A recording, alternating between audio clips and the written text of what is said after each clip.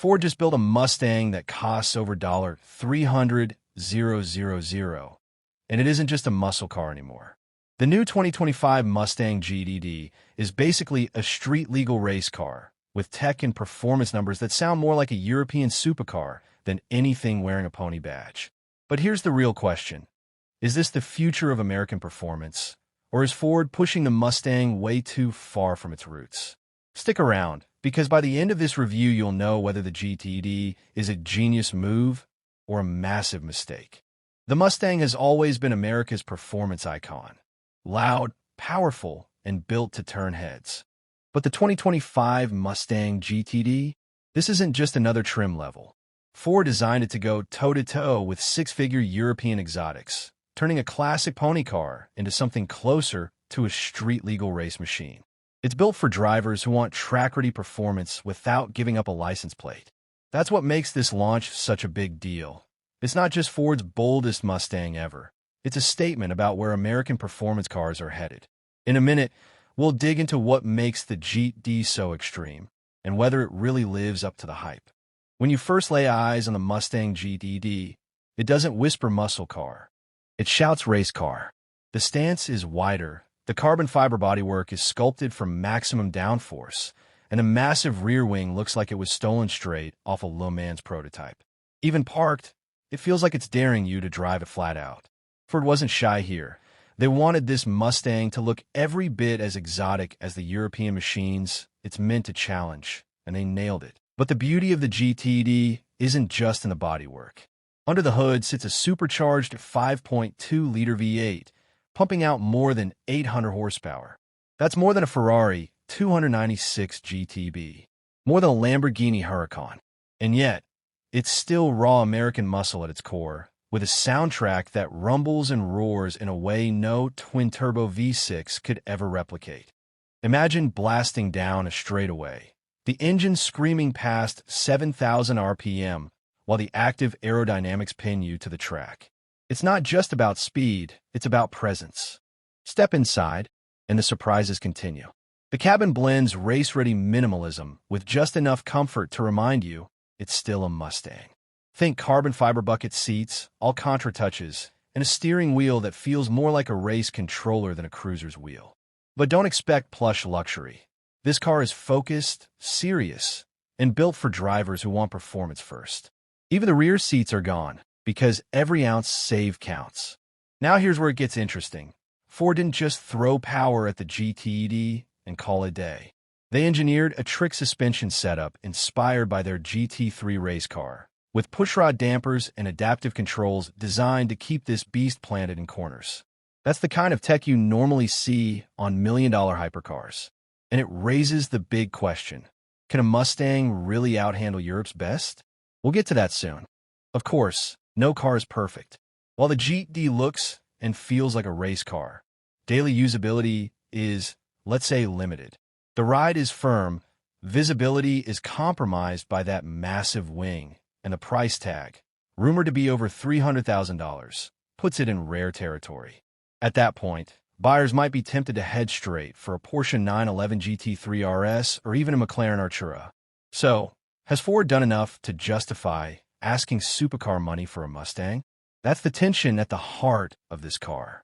And just wait until you hear about the performance numbers in real-world testing, because what the GTD does on track might just silence even the harshest critics. But before we get to that, let's break down exactly how Ford made this the wildest Mustang ever built. The moment of truth comes when you finally let the GTD loose. On paper, the numbers were already wild. 800 horsepower, trick aerodynamics, suspension pulled straight from Ford's race program. But numbers only tell half the story. The first time you hammer the throttle, the car doesn't just accelerate. It detonates forward, pinning you into the seat with a force that feels closer to launch control in a supercar than anything with a Mustang badge. The V8 howls, the exhaust cracks with every upshift, and suddenly that $300,000 price tag starts to feel not so crazy. Through the corners, it's even more shocking. Mustangs are famous for their straight-line drama, not surgical precision. Yet here, the GTD feels glued to the asphalt. The suspension soaks up bumps without breaking stride, the steering is razor sharp, and for once, you're not fighting to keep the tail in check. You're dancing with it. Ford promised supercar-level grip, and for the first time in Mustang history, they've delivered. And if this were a head-to-head comparison against the Corvette Z06, the GTD has the edge in raw power and presence. Against the Porsche 911 GT3 RS, it's not quite as polished, but the Mustang claws background with sheer drama and character.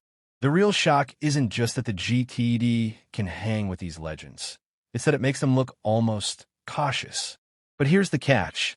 All this brilliance comes at a cost.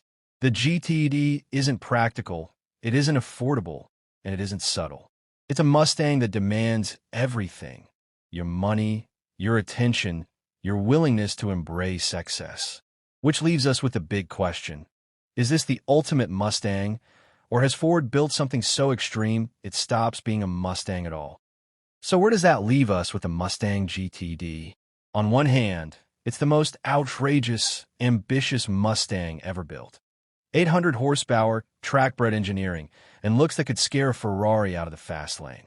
On the other hand, it's also the least Mustang-like Mustang we've ever seen. At over $300,000, this isn't a car for the everyday muscle fan. It's a car for collectors, track day purists, and anyone bold enough to want a street-legal race car that wears an American badge. The pros are undeniable. Jaw-dropping performance, race-inspired design, and the kind of sound and fury you just can't get from hybridized exotics. The cons? Price, practicality, and the fact that most Mustang enthusiasts will never get within 10 feet of one. For the average buyer, a GT or even a dark horse offers 90% of the thrill at a fraction of the cost. But for the lucky few who can afford it, the GTD is a statement piece. It says America can still build a machine that competes with the best Europe has to offer without losing its muscle car soul. In today's market, where electrification and efficiency dominate the conversation, the GTD feels almost rebellious. It's proof that there's still room for wild, gasoline-fueled passion projects. And whether you love it or think it's gone too far, one thing's certain. The GTD sets a new bar for what an American performance car can be. So here's the question I'll leave you with. Is the GTD the Mustang's ultimate evolution, or its final over-the-top chapter before everything goes electric? Drop your thoughts in the comments. I'd love to hear what you think. And if you enjoyed this deep dive into Ford's wildest Mustang ever, don't forget to hit that like button, subscribe for more honest reviews, and share this video with a friend who needs to hear that V8 ROA.